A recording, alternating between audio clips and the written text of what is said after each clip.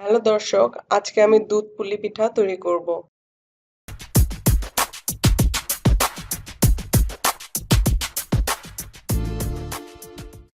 দুধ পুলি পিঠা তৈরির জন্য যা যা লাগবে: চালের গুঁড়া 1 কাপ, দুধ 1 লিটার, চিনি 1 কাপ, তেজপাতা 1টি, ছোট এলাচ 2টি, দারুচিনি 1.5 ইঞ্চি, খোয়া ক্ষীর প্রয়োজন মতো, লবণ হাফ চা চামচ।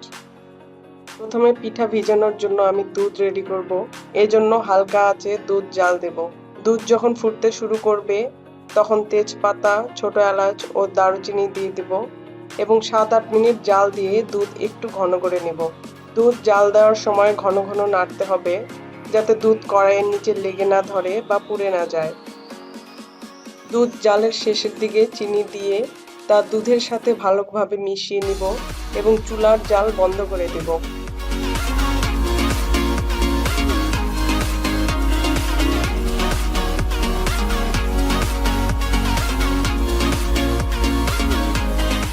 এখন পুলি পিঠা তৈরি করব। এজন্য একটি কড়াইয়ে 1 কাপ পানি গরম করব। পানি ফুটতে শুরু করলে তাতে হাফ চা চামচ লবণ ও চালের গুঁড়া দিয়ে ভালোভাবে মিশিয়ে সিদ্ধ করে নেব।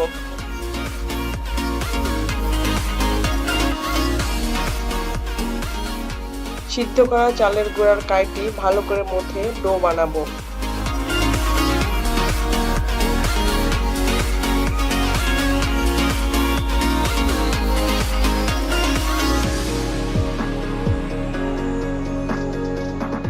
চালের গুঁড়ার কাইটি নরম হলে প্রয়োজন মতো চালের গুঁড়া মিশিয়ে মথে নিতে হবে।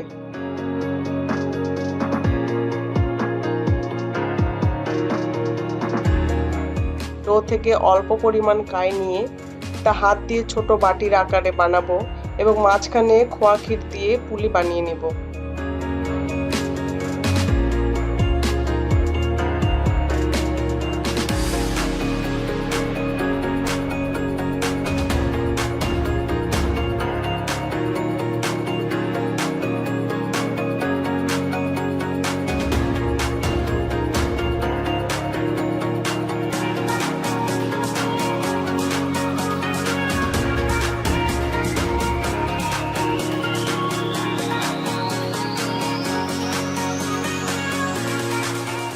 এখন পুলি পিঠাগুলো দুধের মধ্যে দিয়ে 4-5 মিনিট হালকা আঁচে ঢাকা দিয়ে রান্না করব।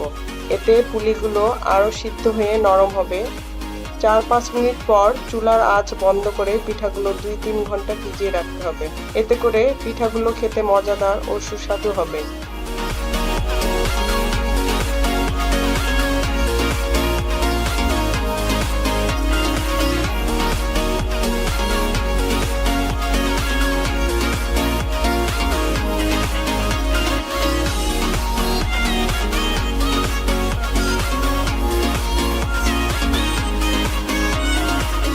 তৈরি হয়ে গেল দুধ পুলি পিঠা।